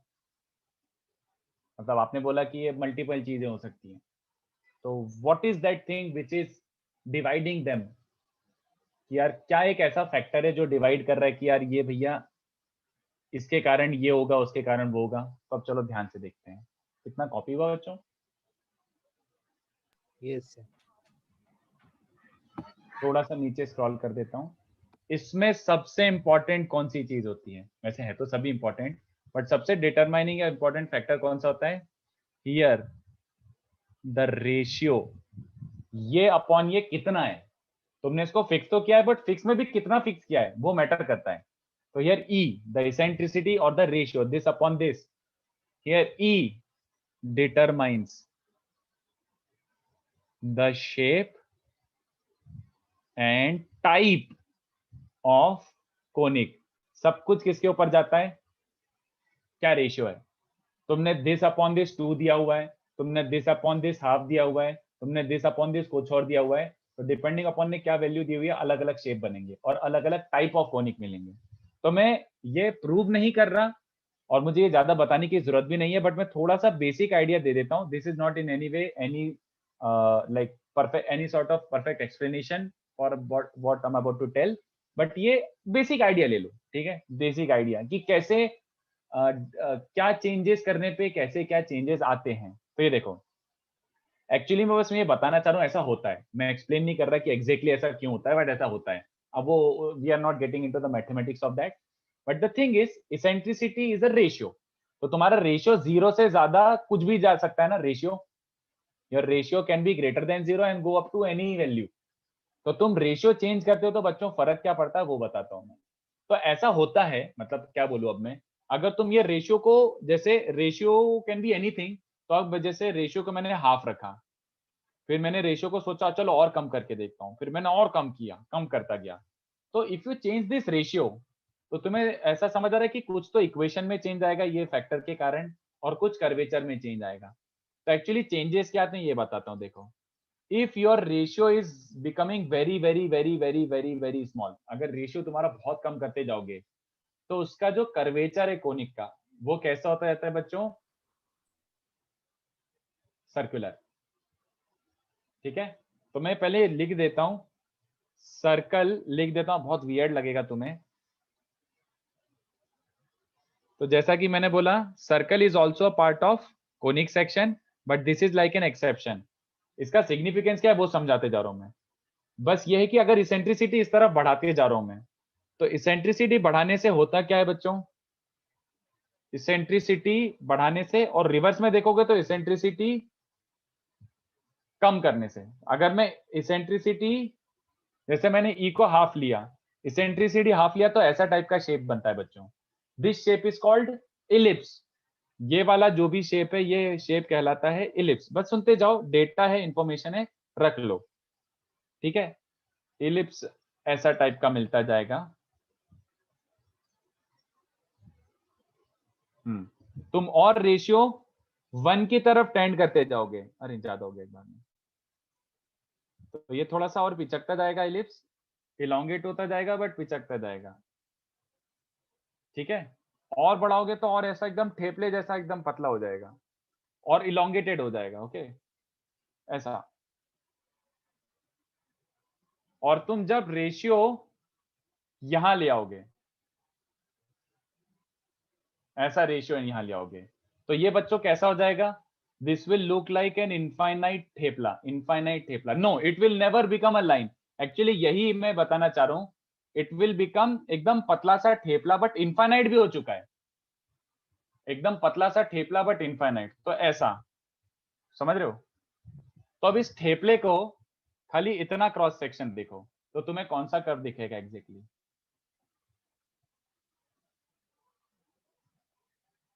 Perfect eccentricity 1 is which conic? Perfect eccentricity 1 is which conic? Parabola. तो पैराबोला इज टेक्निकली एक इनफाइनाइट इलिप्स, ठीक है? पैराबोला टेक्निकली एक इनफाइनाइट इलिप्स होता है। तो मैंने अभी खाली क्या बताया, वापस से मैं ऐसे ही रीइटरेट कर देता हूं कि eccentricity is the deciding factor. Eccentricity decide करता है भैया शेप और टाइप ऑफ कोनिक। तो देखो मैं अब ऐसे उल्टा दिखाता हूं कि जब तुमने इसेंट्रिसिटी को हाफ रखा तो ऐसा तुम्हें कोनिक मिला, जो इसको अपन इलिप्स बोलते हैं। फिर तुमने थोड़ा सा इसेंट्रिसिटी कम किया तो ये जो इलिप्टिकल शेप है ना, थोड़ा ये चेंज करेगा शेप, और कम किया तो ये थोड़ा चेंज करेगा shape.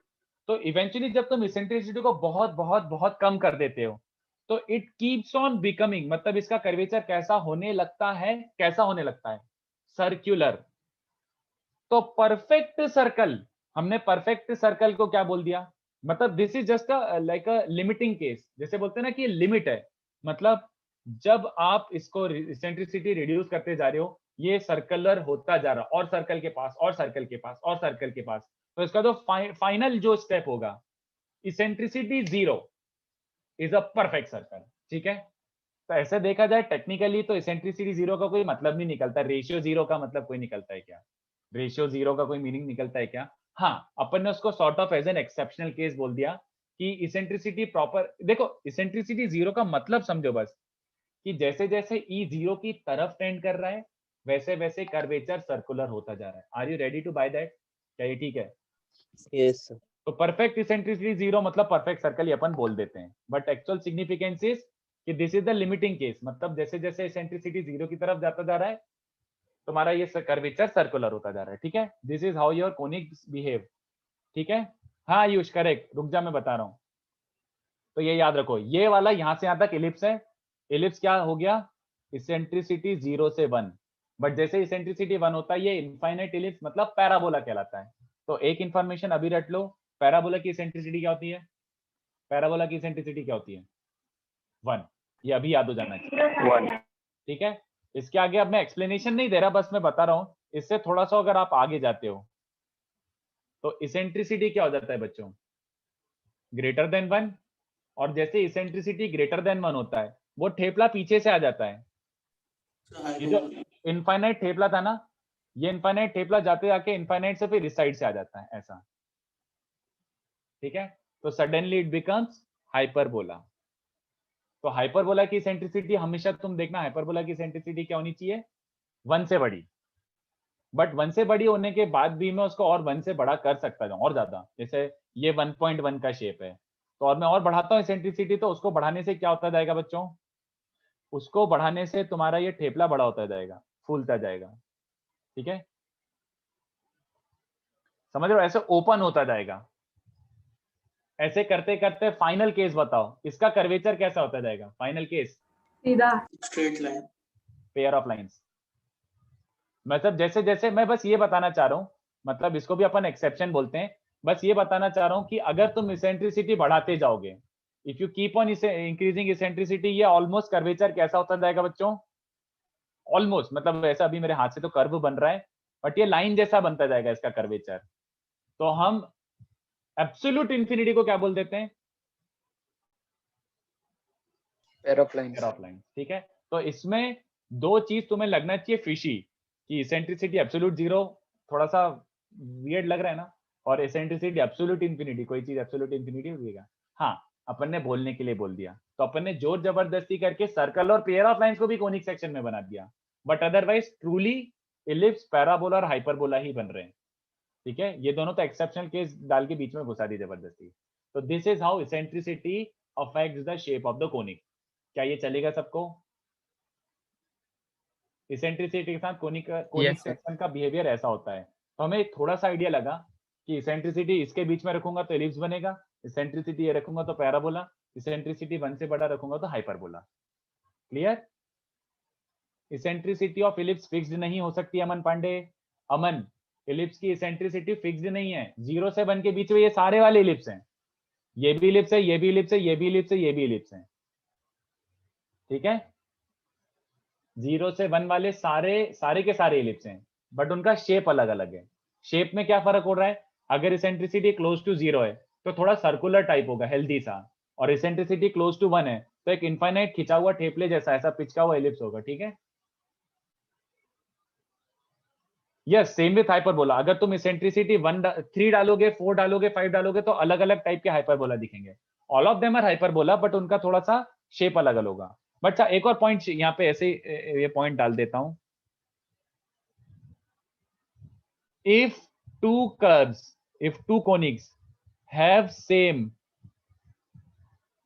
eccentricity, if two conics have same eccentricity, that implies they have exact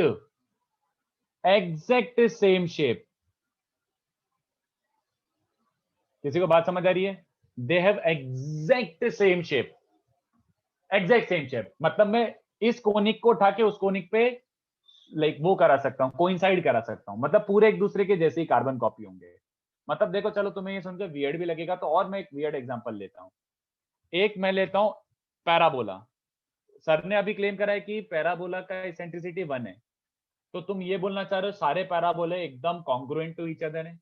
M I really trying to tell कि सारे पैराबोला कॉन्ग्रुएंट हैं? Am I really trying to say that all the parabolas are congruent? Yes, that is exactly what I'm trying to say. All the parabolas are congruent. But किसी बच्चे के मन में आ रहा है कि सर रहने दो, एक पैराबोला ऐसा लो, ठीक है, ऐसा, और एक पैराबोला ऐसा लो, घंटा ये दोनों सेम है। किसी को भी कहीं भी सही भी ये सेम दिख रहे हैं क्या? किसी को भी कहीं से भी ये सेम दिख रहे हैं क्या? Yes sir. दिख रहे हैं? क्या बात कर रहा है सर? मतलब जो दूसरा बना है उसके एकदम नीचे वाले हिस्से। क्या बात है, very good, correct Anusha, you are also correct. ये देखो, तुमने ये जो दिखाया है ना यहाँ से यहाँ तक, ये तुमने इसको दिखाया है, कितने बच्चों को समझा? तुमने रीसाइजिंग कर दी है। तुमने क्या किया है? इस पैराबोला को बहुत ज्यादा जूम इन करके दिखाया है और उस पैराबोला को बहुत ज्यादा जूम आउट करके दिखाया है। अब ऐसी हरकतें करोगे तो अलग अलग दिखेगा ही ना, बट तुम इतने से पोर्शन को पकड़ो और उसको जूम करके देखो तो वो यही दिखेगा। समझ रहे हो? किसी को मेरी बात समझ आई? जैसे मैं ये बोल रहा हूँ कि कोई से भी दो सर्कल लो, इनका टेक्निकली शेप अलग अलग है क्या? शेप की बात कर रहा हूँ, नो, बस they are just resizing of each other. तो अगर तुमने किसी 3 एसेंट्रिसिटी लेके एक हाइपरबोला बनाया, तो कहीं भी दुनिया का कोई सा भी हाइपरबोला ले लो 3 एसेंट्रिसिटी वाला, तुम इस पर पूरा चिपका सकते हो उसको बस रीसाइज करके। बट इसेंट्रिसिटी 4 वाला रीसाइज करके नहीं चिपकाओगे, नहीं कर पाओगे, वो तो ऐसा दिखेगा, थोड़ा सा नहीं कर सकते तुम, कितना भी रीसाइजिंग कर लो वो इस पे नहीं बैठेगा। क्या ये बात चलेगी सबको? People, everyone comfortable with these ideas? Yes sir. तो इसको कॉपी कर लो। तो ये हो गया अपना बेसिक कोनिक सेक्शन का इंट्रोडक्शन। कहां से कॉपी करना है? ई से ना? ये हो गया बेसिक कोनिक सेक्शन का इंट्रोडक्शन। तो बेसिक आइडिया लेके रख लो इसका। फिर जब अब नेक्स्ट लेक्चर अपन चालू करेंगे पैराबोला, ठीक है, इसको कॉपी कर लो। और अब मुझे एक बात बताओ कि अपना सर्कल का क्या स्टेटस है? बुकलेट कितना सॉल्व हो गया आप लोगों का? अभी तो चलो एम्प्टी था तो मैंने भी ज्यादा पुश नहीं करा, बट अब एम्प्टी खत्म हो गया है, तो क्या अब जल्दी स्टार्ट करेंगे? वैसे जहां तक मुझे याद है अपना 1A और 1B ऑलमोस्ट हो गया था। 1A तो हो गया था और 1B भी काफी डिस्कस कर चुके हैं अपन भी, थोड़ा 2A कर चुके हैं अपन, मुझे इतना याद है। तो क्या एक्सपेक्टेशन है बताओ? यार संडे में थोड़ा सा I am out of town, तो इस संडे मैं खुद ही नहीं हूँ, नहीं तो मैं कर देता। तो नेक्स्ट वीक का क्या एक्सपेक्ट किया जाए? नहीं, मैं मतलब मैं अभी फ्राइडे से ही नहीं हूँ। सर नेक्स्ट वीक तो कंप्लीट कर देंगे पूरा बुकलेट? पूरा मतलब जितना आप एक्सपेक्ट करते हो। Sir 1A 1B 1C 1A हो चुका है, चल वापस से काउंट मत कर उसको। 1A भी अब ऑलरेडी। अरे सर हाफ ही हुआ है सर, हाफ ही हुआ है। अरे 1A तो अपन ने काफी हद तक डिस्कस कर लिया। चलो ठीक है, 1A 1B 2A और सारे इन चैप्टर, ये अपन नेक्स्ट वीक के शायद ट्यूसडे या वेडनेसडे देखेंगे, ठीक है? ओके सर, ठीक है। तब तक पैराबोला का भी तुम्हारे पर कोई लोड नहीं आएगा, क्योंकि पैराबोला के पहले 2 लेक्चर में तुम्हें क्वेश्चंस दूंगा और क्या ही होमवर्क दूंगा। तो अभी तुम्हारे पास मैथ्स में मेरी तरफ से खाली सर्कल होमवर्क है, ठीक है? फट मेहनत कर लेना, 2A तक तो डिस्कस करवा ही लेना। बट सर आप तो बोले थे कॉम्प्लेक्स नंबर पे सिखाएंगे ना? तो वो तो इसके बाद होगा, हाइपरबोला के बाद। ओके वो तो पहले मैं कॉम्प्लेक्स नंबर्स आपके ट्रैक में ही। हाँ मेरे ट्रैक में है। यस यस, पैराबोला की बुकलेट अच्छा मेरे को खुद को नहीं मिली, अच्छा याद दिलाया, मेरे को मिलती है तो मैं शेयर करता हूँ। ठीक,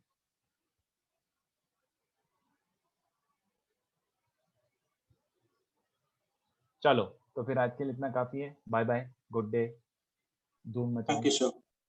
चलो बाय।